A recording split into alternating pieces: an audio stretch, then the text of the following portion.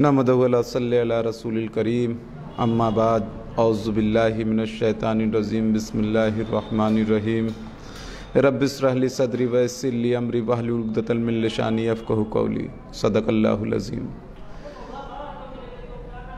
ज़माना जब कभी बारूद की बौछार बनता है, ज़माना जब कभी बारूद की बौछार बनता है, हमारा हौसला भी फौलाद की दीवार बनता है। और तुम्हारा जुल्म ही काफ़ी है हमें बेदार करने को, तुम्हारा जुल्म ही काफ़ी है हमें बेदार करने को, जो लोहा ज़र्ब सहता है वही तलवार बनता है। सामईन हज़रात, आज के लाइव का जो सबसे अहम मौजू है वो कुल हिंद मजलिस इत्तेहादुल मुस्लिमीन की बिहार जीत और उसके बाद चंद कौम के दलालों द्वारा MIM और बैरिस्टर हाजी असदुद्दीन ओवैसी के ऊपर जो कटाक्ष। दूसरा मौजू जो है वो टांडा से रिलेटेड है, यहाँ के पसमानदा बुनकरों से रिलेटेड है, जो यहाँ के बिजली मीटर की फ़िक्स रीडिंग वाला मामला जो चल रहा है उससे रिलेटेड है। तो 1 बाय 1 मैं अपने मुद्दों को आपके सामने रखूँगा इंशाअल्लाह ताला। और आपसे मुतबाना गुजारिश है कि इस लाइव को ज़्यादा से ज़्यादा आप लोग शेयर ज़रूर कर दीजिएगा जितना भी हो सके, क्योंकि ये मैं चाहता हूँ कि ये मौजू जो मैं छेड़ने जा रहा हूँ ये बहुत ही अहम, ख़ास करके मुस्लिम कम्युनिटी के लिए है, मुसलमानों के लिए है। और सबसे अहम जो है आज के दौर में जो ईमान फरोश लोग बैठे हुए हैं उनके लिए भी एक मैसेज है कि उनको भी एक मैसेज दिया जाए। तो मैं अपने दोस्तों, बुज़ुर्गों, माँ बहनों, सारे लोगों से दरख्वास्त करता हूँ कि अल्लाह के वास्ते इस लाइव को जितना हो सके शेयर करिएगा, क्योंकि मौजू बहुत अहम है। अहम इसलिए है कि जब से बिहार इलेक्शन कुल हिंद मजलिस इत्तेहादुल मुस्लिमीन जीती है तब से तमाम सेकुलर नाम निहाद पार्टियों के गुर्दे छिल गए हैं, फफोले पड़ चुके हैं और वो इस जीत को हजम नहीं कर पा रहे हैं। कैसे मुस्लिम कम्युनिटी अपना नेता बैरिस्टर हाजी असदुद्दीन ओवैसी साहब को मान ली है, क्यों मान ली है और क्यों? क्योंकि ये मुस्लिम तारीख़ का सबसे अहम पहलू है कि हमारे ही सफ़ों में बैठे हुए मुनाफिकीन मुसलमानों की तरक्की से जलते हैं, मुसलमानों से हसद और जलन करते हैं। तो मैं इसमें 2 नाम सबसे अहम हैं जो बैरिस्टर हाजी असदुद्दीन ओवैसी साहब के ख़िलाफ़ बोल रहे हैं, कुल हिंद मजलिस इत्तेहादुल मुस्लिमीन के ख़िलाफ़ बोल रहे हैं। और वो बोल क्यों रहे हैं उसको भी मैं अभी वाज़े करूँगा कि क्यों बोल रहे हैं, उनकी क्या मजबूरी है या उनको क्या लवाज़मात मिली हुई है जिसकी वजह से वो बोल रहे हैं। तो सबसे पहला और सबसे बड़ा नाम जो आता है वो मुनव्वर राना का आता है। दूसरा नाम एक खुले मन से जो सीमांचल की ज़मीन पर पहुँचा था वहाँ की, वो नाम है इमरान प्रतापगढ़ी कहते हैं उसको। ये 2 नाम सबसे अहम है जो कौम की दलाली करने के लिए सबसे आगे आए हुए हैं। इस टाइम आए तो तमाम लोग टाइम टू टाइम आते रहे, लेकिन अल्लाह उनको जलील और रुसवा करता रहा और वो बेइज्जत होकर के समाज से किनारा कस चुके हैं। बहुत सारे नाम आए जो बैरिस्टर साहब के ख़िलाफ़ खड़े हुए और अल्लाह ने उनको खुद रुसवा और जलील कर दिया, वो किनारे बैठ गए।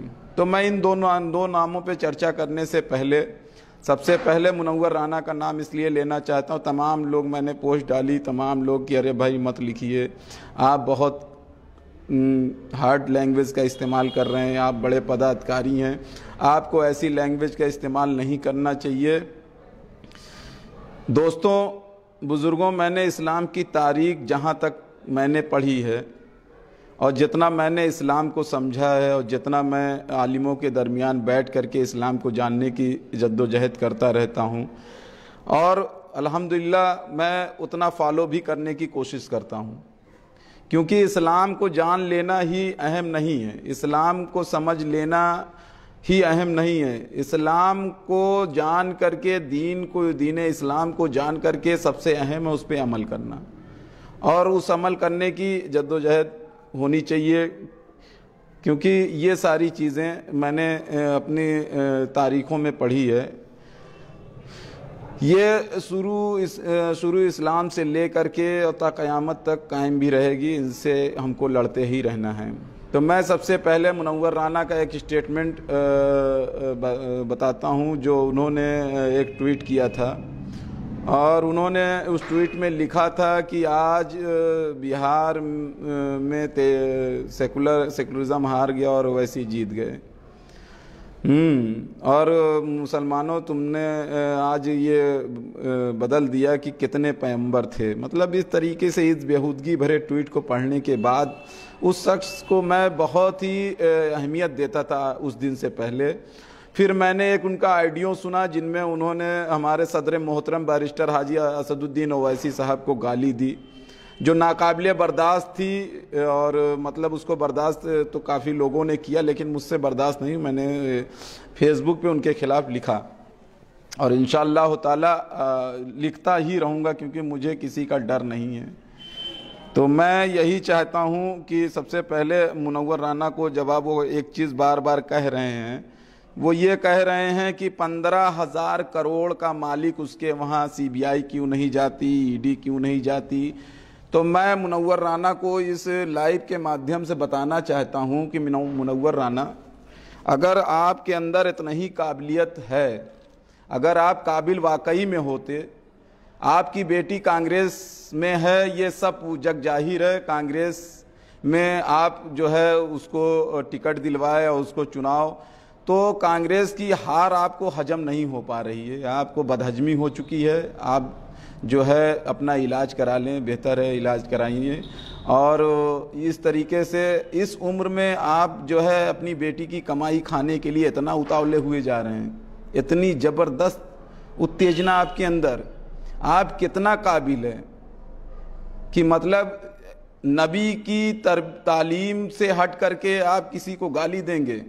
मैं तो आपको गाली नहीं दे रहा हूँ ना, चाहता तो मैं भी अपनी ज़बान को ख़राब करता, चाहता तो मैं भी आपको गाली देता, लेकिन मैं आपको गाली नहीं दूंगा। मैं आपके उस बयान को जिसको आप जिहालत की प्रकाष्ठा पार कर चुके हैं, उस बयान को मैं बताना चाहता हूं कि आप जो बार बार कहते हैं कि 15,000 करोड़ का मालिक, तो इसमें कोई शक नहीं है बैरिस्टर हाजी असदुद्दीन ओवैसी साहब वाकई में मतलब उनके पास दौलत की कोई था नहीं है। उनके घर में CBI ED क्यों जाएगी? क्या वो कभी किसी मंत्री पद पे रहे? क्या वो कभी मुख्यमंत्री के पद पे बैठे? क्या कभी कोई घोटाला उनके खिलाफ सुनने में आया कि बैरिस्टर हाजी असदुद्दीन ओवैसी ने कोई घोटाला किया? क्या कभी उन्होंने कोई ऐसा मंत्री रहते हुए वो तारकोल घोटाला या इस टाइप का कोई घोटाला किया है कि जिससे उनकी फाइल खुल जाएगी? अल्हम्दुलिल्लाह हमारा कायद बेदाग है। उन पे एक इल्ज़ाम आता है अक्सर कि उन्होंने वफ़ की ज़मीनों पे स्कूल बनवा दिए। तो वफ़ की ज़मीन अगर उन्होंने स्कूल बनाए तो वफ़ के चेयरमैन तो रहे नहीं, कभी वफ़ बोर्ड के चेयरमैन रहे नहीं। ये अगर घोटाले की बात आएगी तो वफ़ बोर्ड का चेयरमैन सबसे पहले नपेगा। दूसरी चीज़, अगर इस घोटाले की बात आएगी तो उस दौर में जो मुख्यमंत्री है वो नपेगा। उसमें बैरिस्टर साहब की कौन सी वजह है कि उनके ऊपर CBI और ED जाएगी? अरे जिहालत इतनी मत करो। तुम भी ये जानते हो कि इस कम्युनिटी में इलिटरेसी बहुत है। तुम उस इलिटरेसी को कैश कराना चाहते हो ना। तुम चाहते हो कि चूँकि बैरिस्टर साहब के साथ इस टाइम हिंदुस्तान का युवा जो 18 से 35-37 साल की उम्र का है, वो आज अल्हम्दुलिल्लाह खड़ा है। ये तुम बहुत अच्छी तरीके से जानते हो, लेकिन तुम मुझसे डिबेट करने के काबिल नहीं हो। तुम्हारी हर बात का मैं माकूल जवाब देने जा रहा हूं। तुम उनको जिन्ना से कंपेयर कर रहे हो, जिन्ना से कंपेयर कर रहे हो। तुम जान रहे हो कि तुम क्या बोल रहे हो। अपनी बेटी की कमाई खाने के लिए तुम बोल क्या रहे हो। अपनी बेटी को जिस पार्टी में तुमने भेजा है, उस पार्टी का इतिहास जानते हो मुनव्वर राना? उस पार्टी का क्या इतिहास है कांग्रेस आई का? कांग्रेस आई ही जिम्मेदार है मुसलमानों के साथ जो हक तलफी हुई है। देश की आज़ादी से लेके आज तक कांग्रेस, हमारी बर्बादियों की दास्तानें ना इन्हीं के घरों से शुरू हुई, कांग्रेस के। आज जो भी मुसलमान कांग्रेस में बैठा हुआ है वो सिर्फ कौम की दलाली कर रहा है, इसके अलावा उसका कोई वजूद नहीं है। समझ रहे हैं? वो कोई भी हो, वो दाढ़ी रखाए हो, वो टोपी लगाता हो, वो 5 वक्त नमाज पढ़ता हो, कुछ भी करता हो, ये मुसलमान होने की दलील नहीं है। मुसलमान एक अलग चीज़ है, और जो गुमराह करने के लिए नमाजें पढ़ते हैं, टोपी लगाते हैं या दाढ़ी रखे हुए हैं, ये मुसलमान, दाढ़ी तो नरेंद्र मोदी भी रखे हुए हैं, क्या कहोगे उसको? ऐसा तो है नहीं कि वो दाढ़ी नहीं रखे हुए है। तो मैं मुनव्वर राना साहब आपसे ये कहना चाहता हूँ, आप अपनी ये जाहिलाना हरकतें बंद कर दें, क्योंकि अगर एमआईएम का यूथ अपनी सनक पे सवार हो गया तो ये जान लीजिए कि बाज पीछे जितने लोग बेइज्जत हुए हैं, मैं ये नहीं चाहता कि आपकी बनी बनाई इज्जत बर्बाद हो जाए। मैं ये नहीं चाहता कि जो आपने अब तक मौत के दहाने तक आकर के इज्जत कमाई है, उस इज्जत को पामाल मत करिए, उस इज्जत को पामाल मत करिए अल्लाह के वास्ते। और ऐसी दलाली मत करिए कौम की। ये जो बयान आपका चल रहा है, ये बयान एकदम साफ जाहिर है कि एक यजीदी नुतफे की पैदाइश वाले का बयान है, और इस बयान को सब जानता, पूरा देश जानता। तुम्हारे कहने से उनके घर ईडी नहीं जाएगी, तुम्हारे कहने से उनके घर सीबीआई नहीं जाएगी, लेकिन तुम उनको जिन्ना से कंपेयर करके मुस्लिम क़यादत को मुसलमानों के उस दहाने पे ला करके खड़े करने के जिम्मेदार हो, वाहिद जिम्मेदार हो कि जो मुसलमानों को शक की नज़र से हमेशा देखा जाएगा। इस चीज़ को मुनव्वर राना जी आप कान खोल करके सुन लीजिए। अल्लाह ने एक तो आपका मुंह तिरछा रखा है, आवाज़ सही नहीं है, थोड़ी सी अगर सलाहियत आ गई, थोड़ा से अगर इल्म आ गया तो इतना तकब्बुर में उड़ रहे हो, इतना तकब्बुर कर रहे हो। अभी भी वक्त है मुनव्वर राना जी, इस चीज़ को वक्त रहते समझ जाइए, नहीं तो अल्लाह उस जिल्लत के दहाने पे ले जाकर के खड़ा कर देगा जहाँ से लौटना गुमनामी के अंधेरे में ख़त्म हो जाओगे। मुनव्वर राना, मैं तुम्हारी बहुत इज्जत करता था, लेकिन जब उस दिन तुमने मेरे सदर मोहतरम को गाली से नवाजा ना, उस दिन सारी इज्जतें तुम्हारी दरकिनार कर दी, मैंने अपने दिलो दिमाग से निकाल करके फेंक दिया, क्योंकि मैं समझ गया कि तू यजीदी नुतफे की पैदाइश है, तेरा नुतफा यजीद का है, उसी सिजरे से तू आया है। तो इसलिए मैं बहुत अच्छी तरीके से जानता हूँ कि तुझको मुस्लिम क़यादत बर्दाश्त नहीं हो रही है, तुझको हजम नहीं हो रही है मुसलमानों का उरूज। तू कहता है कि 5 सीटों से क्या होगा? 5 सीटों से आज देख क्या हो रहा है वहाँ पे बिहार के अंदर। भाजपा एनडीए की 125 सीटों से ज़्यादा चर्चा 5 सीटों की है। क्यों है जानता है? क्योंकि मुस्लिम क़यादत उरूज पे आ रही है। मुसलमान आज अपना हक मांगना शुरू कर चुका है, मुसलमान आज अपना सवाल करना शुरू कर चुका है। अभी बंगाल देखना मुनव्वर राना, उसके बाद यूपी देखना इंशाअल्लाह ताला हम कैसे फतेह करते हैं। अब तो अगर पहले लोग डर दिखाते थे कि हमको वोट दे दो नहीं तो बीजेपी आ जाएगी, अब हम लोगों को डर दिखाएंगे कि हमको गठबंधन में लो नहीं तो बीजेपी आ जाएगी। करो हमसे गठबंधन ना। आज बैरिस्टर हाजी असदुद्दीन ओवैसी, अख्तरुल ईमान, शौकत अली साहब, जितने लोग हैं, इन लोगों ने मजबूर कर दिया है तुम लोगों को, और आज इनके जहनियत के जहर निकल रहे हैं। ये कोई नई चीज़ नहीं है, ये हर दौर में ईमान फरोश लोग थे, और तुम भी उन्हीं ईमान फरोशों की कैटेगरी में हो राना साहब। इसलिए वक्त रहते अगर अपने को जिल्लत और रुसवाई से बचाना चाहते हो ना, तो इस बयान पे हमारे बैरिस्टर हाजी असदुद्दीन ओवैसी से माफ़ी मांगिए, माफ़ी मांगिए। एक मुसलमान की तरबियत ये नहीं है किसी को सूअर का बच्चा कह दे, एक मुसलमान की तरबियत ये नहीं है कि किसी को गाली नाहक दे दे। क्या किया है बैरिस्टर साहब ने तुम्हारे साथ? तुम्हारी ज़मीनें मार ली, तुम्हारी भैंस बांध ली, या तुम्हारे घर का कोई फर्द को बंद कर रखा है। अरे अपनी लड़की को अगर भेजना ही है कांग्रेस में, उसकी कमाई खाना ही है ना, तो पहले कांग्रेसियों से कहो कि अपना वजूद बचाने की लड़ाई लड़ें। 51 सीट पर इन कांग्रेसियों ने बिहार के अंदर बीजेपी को जिताया है। उसी को ढकना चाहते हो चादर से ना मुनव्वर राना, कि बीजेपी के साथ कैसे साठगांठ है। कल मेरी एक राज्यसभा मेंबर से बात हो रही थी, मैं नाम नहीं लेना चाहता हूं, वो कम से तकरीबन 15 से 20 मिनट तक बात हुई। मुस्लिम है, राज्यसभा है, सांसद हैं, तो जाहिर सी बात है मुस्लिम हैं, और किस बेस पे गए होंगे ये भी आप लोग बहुत अच्छी तरीके से जानते हैं। नोएडा में रहते हैं, वो बहुत करीब ले जा करके छोड़ूंगा, हो सकता है सब लोग जान जाओ। तो वो भी जो है, वो भी ओवैसी साहब के बारे में ये कह रहे थे कि यार ओवैसी साहब, इरफान साहब, पठान साहब गलत कर रहे हैं। तो मैंने कहा क्यों गलत कर रहे हैं? उन्होंने कहा क्या इस तरीके से जो हमारा सेकुलर हिंदू भाई है वो भी हमारे अगेंस्ट हो जाएगा? हमने कहा मैंने कहा जनाब क्या आप इस चीज को बता सकते हैं कि अगर ओवैसी साहब खामोश हो जाएं, खामोशी अख्तियार कर लें, तो क्या बीजेपी हिंदू राष्ट्र का सपना छोड़ देगी? जवाब नहीं था उनके पास। तो इनको जानते हो क्या हदस और जलन है? इनको हदस और जलन सिर्फ इतनी सी है कि ओवैसी के आ जाने के बाद इनकी दुकानों के शटर गिरने वाले हैं, ओवैसी के आ जाने के बाद इनके कोठों की रौनकें जाने वाली हैं, ओवैसी के आ जाने के बाद ये जो घुंघरू बांध करके सेकुलर पार्टियों का अपने पैरों में नाच रहे हैं, वो घुंघरू की डोरी टूटने वाली है। समझ रहे हैं? इसलिए ये ओवैसी साहब का विरोध कर रहे हैं। यही वजह है कि बैरिस्टर हाजी असदुद्दीन ओवैसी साहब का ये विरोध कर रहे हैं। ये इसीलिए विरोध कर रहे हैं कि इनकी दुकानों की शटर बंद हो जाएगी, और इन्हीं के चमचे जो हमारे समाज में रहते हैं, जो किसी के फॉलोअर हैं, कोई आजम खां का फॉलोअर है, कोई अहमद हसन का फॉलोअर है, कोई गुलाम नबी आज़ाद का फॉलोअर है, कोई ऐसे तमाम लोगों के फॉलोअर हैं, वो भी ओवैसी साहब का विरोध कर रहे हैं। क्यों कर रहे हैं जानते हैं? क्योंकि इनको उन आकाओं को खुश करना है जो अपने ऊपर के आकाओं को खुश कर रहे हैं। समझ रहे हैं?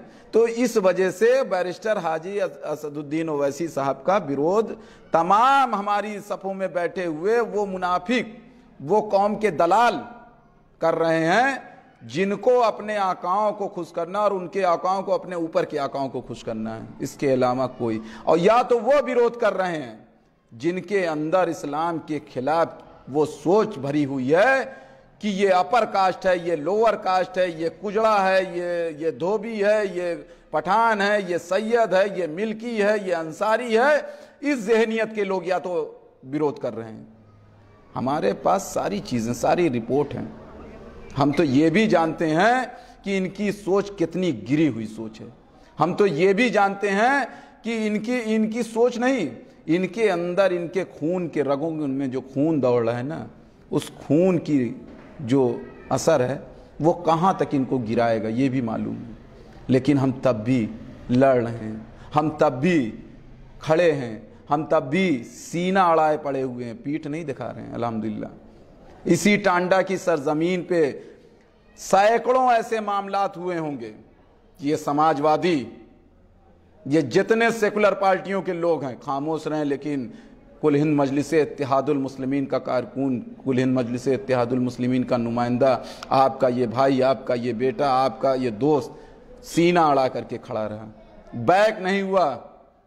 और इसलिए नहीं बैक हुआ क्योंकि मैं जानता हूं कि मेरे हिस्से में वही आना है जो मेरा अल्लाह चाहेगा। बाकी मुझे कोशिश करना है, और मेरा ईमान है कि कोशिशों पे ही अल्लाह की मदद आती है। मेरा यकीन है कि कोशिशों पे अल्लाह की मदद आती है। इस्लाम कोशिशों से फैला, जुल्म का खात्मा आप नबी करीम सल्लल्लाहु ताला अलैहि वसल्लम ने अपनी कोशिशों से किया। घर बैठ के दुआ मांग के जुल्म नहीं खत्म हुआ, घर बैठ के दुआ मांग के नाइंसाफियाँ खत्म नहीं हुई। आज का मुसलमान मैदान अमल में खड़ा ही नहीं होता और दुआ के सहारे जिंदगी काट रहा है। एक चीज़ याद रखना मेरे मुसलमान भाइयों, हम हर उस शख्स को गले लगाने के लिए आज भी बाहें फैलाए खड़े हैं जिससे हमारी कौम का उरूज वाबस्ता है। हम हर उस शख्स को आज भी बाहें फैलाए इंतज़ार कर रहे हैं कि वो आए और हमारे गले लग करके हमारी ताकत को और बढ़ाए, जिससे हमारे कौम के ऊपर हो रहे मजालिम का हम खात्मा कर सकें। आज पहली मर्तबे एहसास हो रहा है ना, मैं उन दलालों से भी कह रहा हूँ कि आज पहली मरतबा एहसास हो रहा है ना कि बैरिस्टर साहब की वजह से हम हिस्सेदारी पा गए, कुल हिंद मजलिस इत्तेहादुल मुस्लिमीन की वजह से हमने हिस्सेदारी बिहार में ले ली।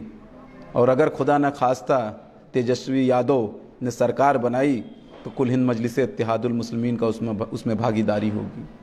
और बंगाल की नवैयत आप देख रहे हैं, एक हफ्ते के अंदर 25 जिलों में MIM का कार्यालय खुल जाता है। ये है मुसलमानों के अंदर के जज्बात। आज भी जिंदा कौम है हम। ये लोग जानते हैं कि ऊपर की राख से इनसे धोखा ना खा जाना, क्योंकि इनके अंदर आज भी चिंगारियां जो दबी पड़ी हुई हैं, अगर वो भड़क गई तो आज भी मुसलमान वो ताकत है जो जुल्म का खात्मा कर सकता है। आज भी मुसलमान के अंदर वो कुव्वत है जो नाइंसाफ़ी का खात्मा कर सकता है। आज भी मुसलमान के अंदर वो सलाहियत है जो जुल्म से लड़ सकता है। और लेकिन हमारे ही बीच के लोग, हमारे ही अपने सफ़ों में बैठे हुए लोग हमारी टांग को घसीटना चाहते हैं, हमको गिराना चाहते हैं, हमको बदनाम करना चाहते हैं, बैरिस्टर साहब के ऊपर लांछन लगाते हैं। मुनव्वर राना, इमरान प्रतापगढ़ी, एक चीज़ याद रखना, तू 2.5 लाख वाला शायर है ना इमरान प्रतापगढ़ी, इंशाअल्लाह ताला देखना कि तेरे साथ अल्लाह करता क्या है। क्योंकि हम तो मैदान अमल में हैं, हम तेरी तरह दलाली कांग्रेस की नहीं खा रहे हैं। कांग्रेस का इतिहास तुझको नहीं मालूम? कांग्रेस को नहीं जानता? बाबरी मस्जिद का ताला किसने खोला? कांग्रेसियों ने। बाबरी मस्जिद में चोरी से मूर्तियां किसने रखवाई? कांग्रेसियों ने। बाबरी मस्जिद का शिलान्यास किसने करवाया? कांग्रेसियों ने। कैसे कांग्रेस में बैठे हुए? कौन से टाइप के मुसलमान हो जी? किस टाइप के मुसलमान हो? किसकी खूबसूरती देख करके कांग्रेस में बैठे हो? राहुल गांधी की या प्रियंका गांधी की या सोनिया गांधी की? कितनी चापलूसी करना चाहते हो? क्या अपनी नस्लों को दलाली का एक शर्माया दे करके जाओगे कि तुम भी दलाली करना? क्या दे करके जाओगे अपनी नस्लों को आने वाली? क्या दिखाना चाह रहे हो मुसलमानों को?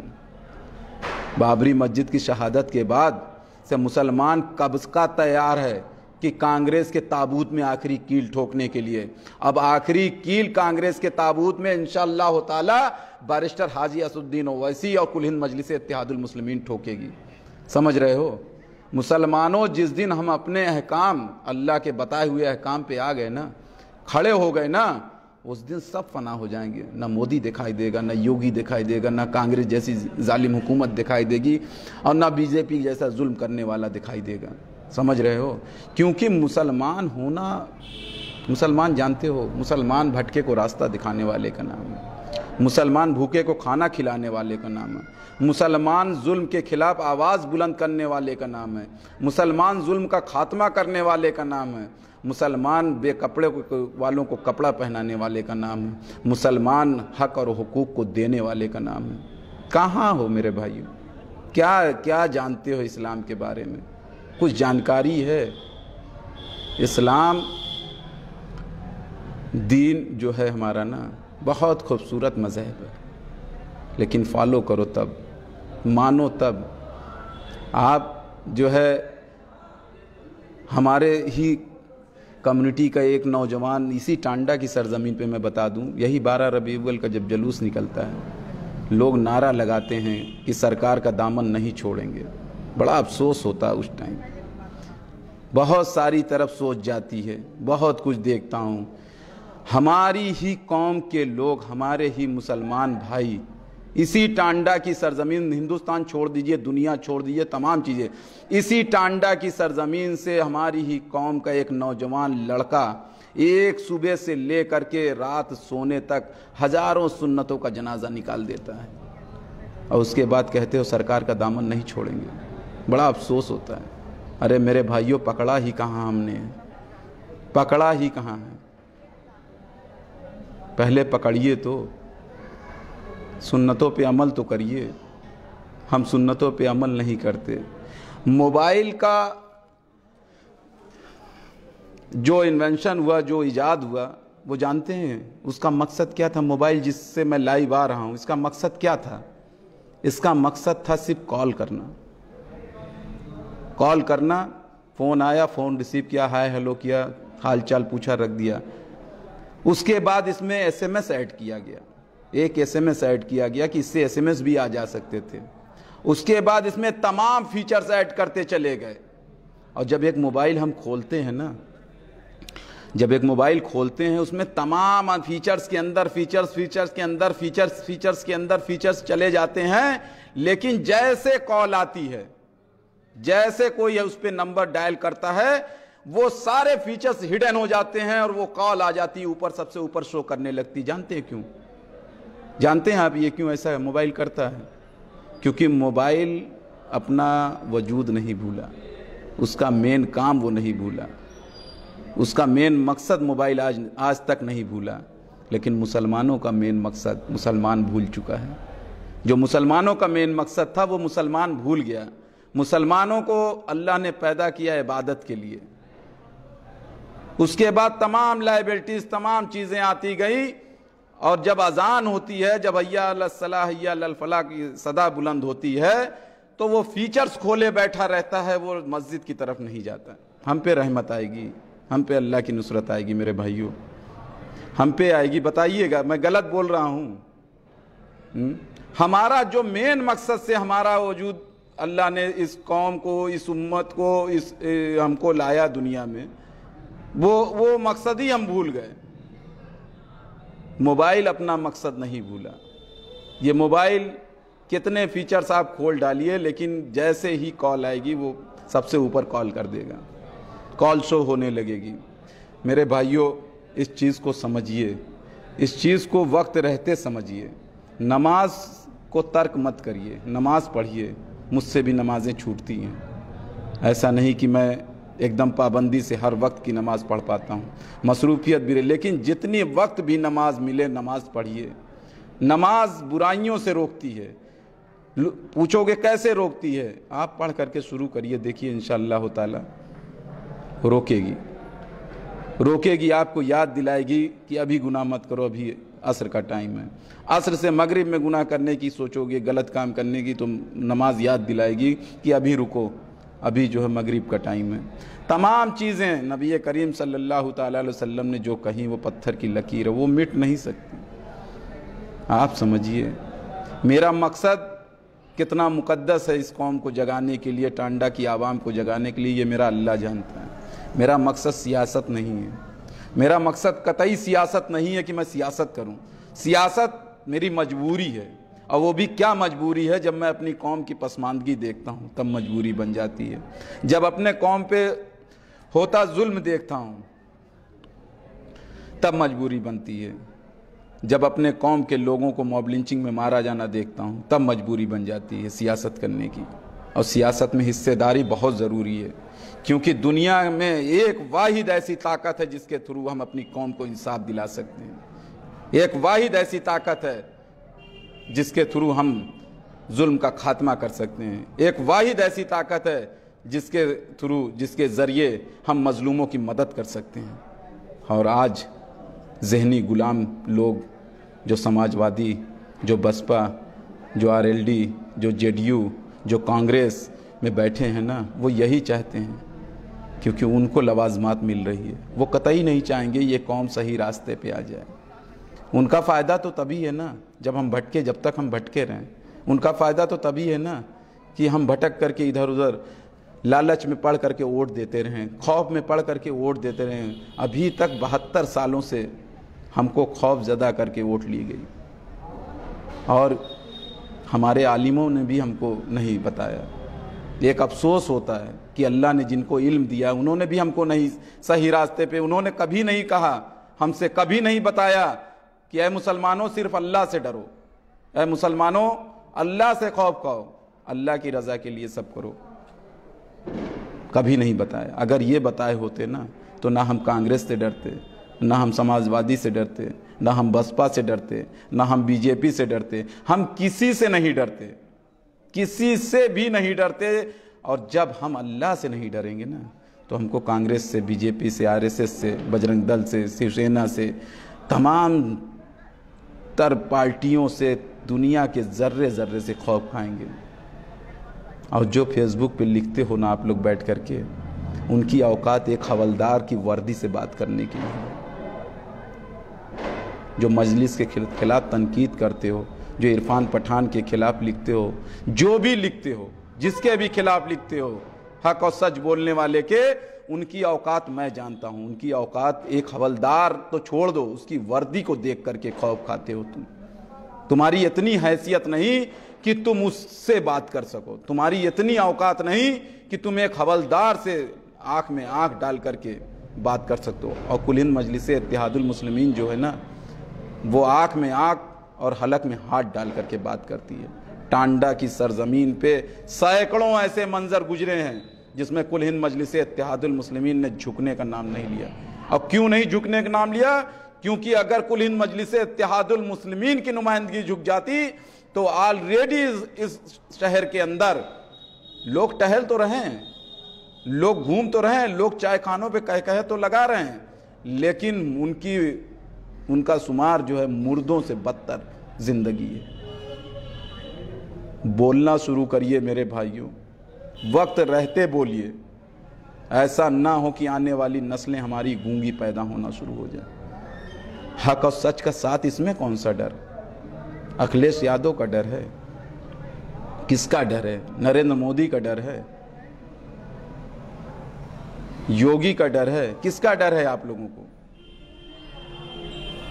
आप लोग समझिए मेरे भाई, हम आज भी बाहें फैलाएं खड़े हैं। हम आज भी हर मजलूम को गले लगाने के लिए खड़े हैं। हम आज भी ये चाहते हैं कि मजलूम जो है उसको इंसाफ मिलना चाहिए। हम आज भी ये चाहते हैं कि मजलूमों के साथ हम साना बसाना चल सकें, ताकि उनके अंदर से खौफ ख़त्म हो जाए।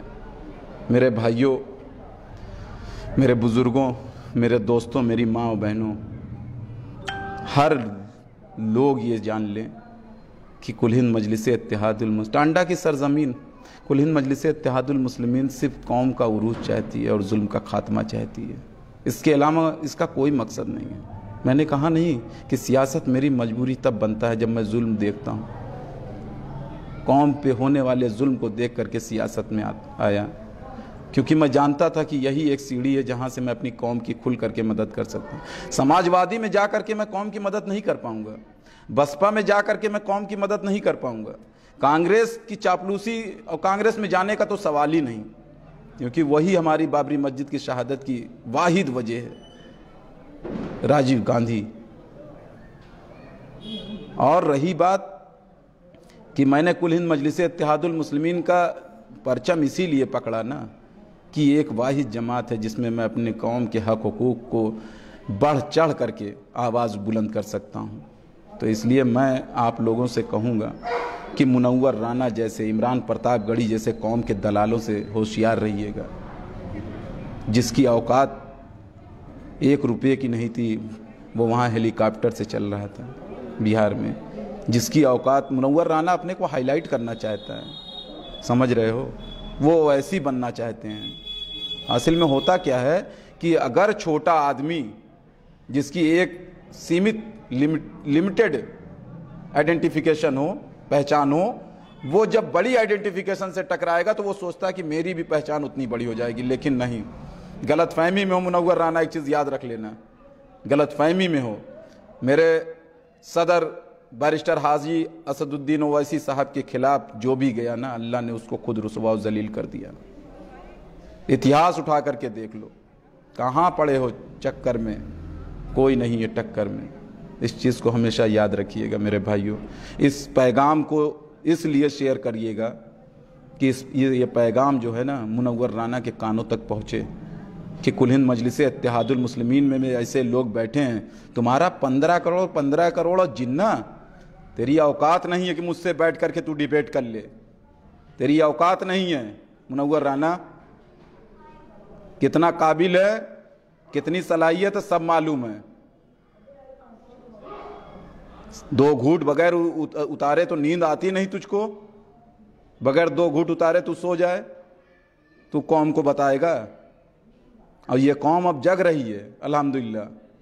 अब इसको गुमराह करने की कोशिश मत करना। इस कौम के नौजवान जग चुके हैं, अब इसको गुमराह करने की कोशिश कतई मत करना मुनव्वर राना, नहीं तो अल्लाह तुझको उस पसमानदगी में फेंकेगा ना कि जहाँ से तेरा निकलना मुश्किल हो जाएगा, क्योंकि हमने अल्लाह के ऊपर सब छोड़ रखा है। हम चाहते तो तेरे बातों का जवाब तुझको भी गाली दे करके, लेकिन एक गाली तुझको नहीं दी गई, किसी मजलिस के कार्यकर्ता ने तुझको गाली नहीं दी। मैंने जो लिखा वो मेरा एक गुस्सा था, लेकिन बाद में मैंने सोचा कि तुझको अल्लाह खुद जलील करेगा इंशाअल्लाह ताला एक दिन। तो मैं मुनव्वर राना तुमसे यही कहना चाहता हूँ कि वक्त रहते अभी भी मेरे सदर मोहतरम बारिस्टर हाजी असदुद्दीन ओवैसी साहब से माफ़ी मांग ले, क्योंकि वो माफ़ करने वाले हैं, वो बेशक माफ़ कर देंगे। मैं जानता हूँ उनके मिजाज को, कई मुलाकातें मेरी हैं, उनके साना बसाना बैठा भी हूँ, तो इसलिए मैं चाहता हूँ कि तू माफ़ी मांग ले। मैं नहीं चाहता तेरी इज़्ज़त की धज्जियाँ उड़ें हिंदुस्तान के अंदर। मैं नहीं चाहता कि साथ में तेरी बेटी को भी घसीटा जाए। मैं नहीं चाहता कि तू रुसवा और जलील हो जाए। तो मैं यही चाहता हूँ मेरे लोगों कि इस पैगाम को आप इतना शेयर कर दीजिए कि मुनव्वर राना के कानों तक ज़रूर पहुँच जाए। हो सकता है कि अल्लाह उसको हिदायत दे और वो माफ़ी मांगने पे मुतमईन हो जाए कि माफ़ी मांग करके किनारे हट जाऊँ। तो ये मुद्दा, तो ये सारी चीज़ें हो गई। यहाँ का एक मुद्दा जहाँ से मैं बिलोंग करता हूँ, जो मेरा पैदाइशी घर है यहाँ पर, और टांडा की सरज़मीन, जिसको मदरलैंड कह लीजिए या कुछ भी कह लीजिए, यहाँ के बुनकरों, गरीब बुनकरों का एक मुद्दा चल रहा है। आज एक सूचना न्यूज़ यहाँ का पोर्टल है, मैंने उस पर एक न्यूज़ पढ़ी, मेरी मीटिंग चल रही थी, तो बड़ा अफसोस हुआ उस टाइम मुझे कि बुनकर जो लीडर बने हुए हैं वो आपस में ही लड़ रहे हैं, उनमें ही इत्तेफाक नहीं है। तो मैं उन बुनकर लीडरों से मुखातिब होकर के कहना चाहता हूँ कि अल्लाह के वास्ते बहुत हो गया, बहुत हो गया। गरीबों के जज्बात से मत खेलिए, गरीबों की रोज़ी रोटी से मत खेलिए। एक साथ बैठिए, एक टेबल पे बैठिए और गरीबों के हक हुकूक उन तक पहुंचा दीजिए। बहुत, ये सियासत करने का मरहला नहीं है। आप इस कम्युनल सरकार को नहीं जान रहे हैं। एक आखिरी मौका है हमारे पास गरीबों को हक हुकूक देने का, एक आखिरी मौका है, इसमें इत्तेहाद कायम करके दिखा दीजिए। वो हाजी इफ्तिखार साहब हो, वो हाजी कासिम अंसारी साहब हो, दीगर जो भी 1 2 3 और हो, मैं उनके नाम नहीं जानता। अरशद जमाल साहब का मैंने वीडियो देखा, बहुत बेहतरीन वीडियो उन्होंने पोस्ट किया था यूट्यूब पर। मैंने उनकी बातें सुनी, ये वही बातें कर रहे थे जो कुल हिंद मजलिस इत्तेहादुल मुस्लिमीन 9 महीने पहले चिल्ला रही थी। ये वही बातें कर रहे थे जो हमने मुतालबा किया था योगी सरकार के पास मेमोरेंडम भेज करके। ये वही बातें कर रहे थे जो हमारे ही नगर अध्यक्ष ने मेमोरेंडम तैयार किया था, सालिम अंसारी ने। ये सब वही बातें कर रहे थे, समझ रहे हैं। तो इसीलिए मैं आपसे ये चाहता हूँ कि बुनकर लीडरों, अल्लाह के वास्ते जाति मफाद में मत पड़िए, गरीबों को करीबों का हक पहुंचाइए। 5 KVA तक बिजली को फिक्स करा दीजिए। हमारे आने से अगर सियासत होती है तो मैं खामोश बैठा हूं। हमारे आने से अगर आपको ये लगता है कि अपने मफाद में आ रहा हूं, तो मैं तब से खामोश बैठ गया जब मेरे पास चंद लोग आकर के मैसेज करने लगे कि आप इस मामले से हट जाइए, बुनकर तंजीमों को काम करने दीजिए। मैं खामोश बैठ गया। तो मैं आपसे यही कहूँगा बुनकर लीडरों, जो भी हो, 1 2 4 6 10 जितने हो टांडा के, एक साथ एक टेबल पे बैठ करके मशवरा कर लीजिए। मशवरा सुन्नत है, और गरीबों की रोज़ी रोटी से मत खेलिए। गरीब हमारा वैसे ही दबा कुचला सहमा डरा सहमा हुआ है, उसकी रोज़ी रोटी से मत खेलिए। तमाम घरों में शादियां हैं, उनकी बेटियां बैठी हुई हैं, उनके दो वक्त की रोटी नहीं है खाने को।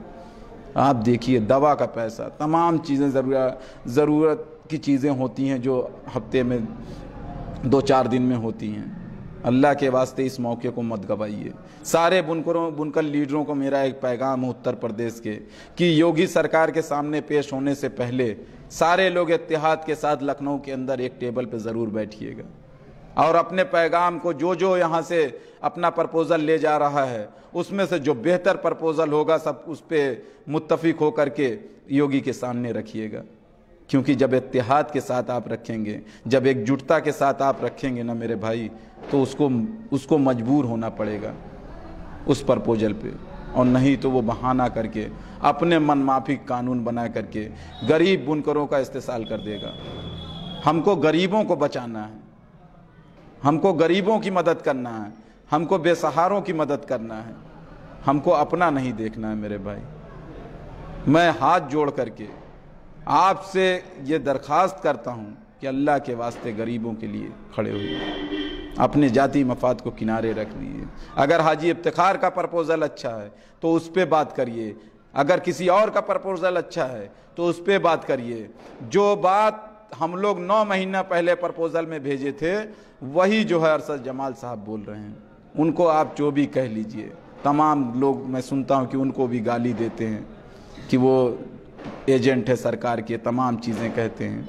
ये सब बुहतान मत लगाइए किसी के ऊपर। मेरी बातें मुख्तसर हुई हैं उनसे, 1 या 2 या 3 मरतबे हुई हैं, लेकिन उनकी सोच माशाअल्लाह बहुत बढ़िया सोच, बहुत ही उम्दा जहनियत के मालिक हैं वो। तो मैं आपसे भी कहता हूँ टांडा के बुनकर लीडरों, इस चीज़ को वक्त रहते संभाल लीजिए, गरीबों का इस्तेसाल मत करिएगा। अल्लाह ने आप लोगों को बहुत दिया है, एक चेयरमैन रह चुके हैं, एक के सैकड़ों लूम चल रहे हैं, और 1-2 और हैं, उनसे मुझसे कोई वही नहीं है, छोटी छोटी तंजीमें चला करके वो कर रहे हैं, उनसे कोई लेना देना नहीं। मैं इन दोनों से कहूँगा कि इत्तेफाक के साथ ही पेश करिएगा प्रपोज़ल, ताकि गरीबों का हक उनको मिल जाए। मुनासिब जो हक है वो दिलवा दीजिए, और उसमें जो कैलेंडर और ये सब मैंने दोनों प्रपोज़ल पढ़े, मुझको काफ़ी हद तक कुछ समझ में भी आ रहा है कि हाँ हो सकता है, चलो ये भी हो जाता है तब भी ठीक है। तो मैं आपसे यही कहूँगा कि दोनों लोग मिलकर बैठ कर के समझ लीजिए, और वक्त रहते समझ लीजिए। आज 15 तारीख है, आज 15 तारीख के 17 को बुनकर लीडरों को वहाँ पेश होना है। तो इसलिए मैं यही चाहता हूँ, मैं दोनों बड़े बुनकर लीडरों से नेटवर्क इंटरप्ट कर गया था, तो इसी इंटरप्शन की वजह से थोड़ा सा लाइव डिस्टर्ब हुई। खैर अल्हम्दुलिल्लाह नेटवर्क सही हो गया है। तो मैं चाहता हूँ तो ये वीडियो बना करके भी डाल सकता था, लेकिन लाइव आने में कुछ ज़्यादा ही सही रहता है, और इसलिए मैं लाइव ही आता हूँ। बाज़ लोगों ने मुझको राय भी दी कि आप वीडियो पहले से बना करके डाला करें। तो मैं ये सारी चीज़ें आपसे कहना चाहता हूँ कि जितनी जल्दी हो मेरे भाई इस चीज़ को समझने की कोशिश करिए, क्योंकि हम जानते हैं कि हमारी कौम जो है मज़ालिम का शिकार है, और ये शिकारी आग फैलाए बैठे हैं कि कब इनका और बुरी तरीके से इस्तेसाल किया जाए। तो मैं ये बातें आपके सामने रख चुका। अब मैं टांडा के लोगों से यही दरख्वास्त करूंगा कि अपने नेताओं पे भरोसा करिए, अपने नेताओं पे एतमाद रखिए कि इंशाअल्लाह ताला ये नेता आपको आपका हक हुकूक इंशाअल्लाह ताला जल्दी खुशखबरी टांडा को आएगी, और फिर से यहाँ पे अमन चमन होगा। इन्हीं चंद बातों के साथ मैं एक शेर के साथ अपनी बात को यहीं ख़त्म करना चाहूँगा, क्योंकि बातें बहुत हो गई, और इंशाअल्लाह ताला ज़िंदगी ने अगर वफ़ा की तो फिर आपके सामने लाइव रहूँगा। कुछ इस तरह से वफ़ा की मिसाल देता हूँ, कुछ इस तरह से वफ़ा की मिसाल देता हूँ, कोई पूछता है तो बस टाल देता हूँ। खाया है फ़रेब अक्सर उन्हीं से मंजिल का, खाया है फ़रेब अक्सर उन्हीं से मंजिल का, मैं जिनके पाँव से कांटे निकाल देता हूँ। इसी के साथ मैं अपनी गुफ्तगू ख़त्म करता हूँ। वाक़िर दाना अल्हम्दुलिल्लाहि रब्बिल आलमीन। अस्सलामु अलैकुम रहमतुल्लाहि व बरकातुहू।